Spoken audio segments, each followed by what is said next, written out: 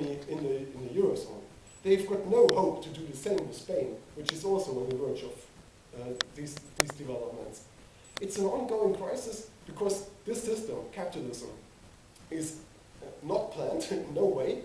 It's profit-driven, and the profits in the last decade were just secured by this huge financial bubble, and there is no alternative to that. When they stepped in with the states, bailing out the bankers, they just transferred the problem from the banks now to the sovereign debt crisis of the countries. And they've got no solution to that. We see in addition another really decisive feature of capitalism.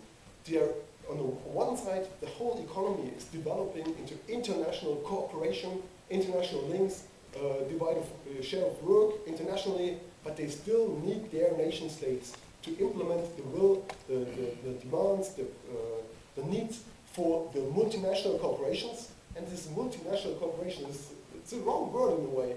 Now, before this crisis hit, some on the left argued, oh, these are transnational companies.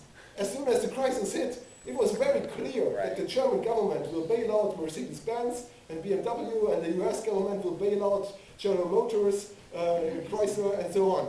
It's obvious, and they are using their national states to implement their policies. In Europe, this is horrible, of course. You've got such an interrelation of the economy.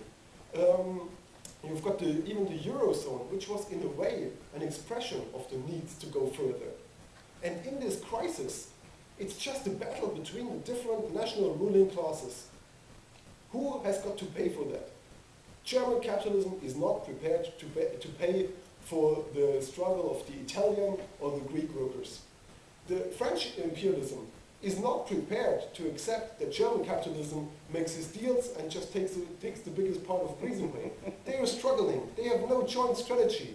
Sometimes they've got some fragile agreements on a very weak basis, and they announced 50 times, I don't know how often, they announced how they solved the European crisis. And just a few days later, it's too little, too late, and always linked to this fundamental contradiction in capitalism between the international links of the economy and the nation state they can't overcome. So I think that's the driving force which is pushing again this ongoing crisis. There is no solution in sight. And I don't mean that there is just a final economic collapse. As long as we do not stop capitalism, as long as the working class does not take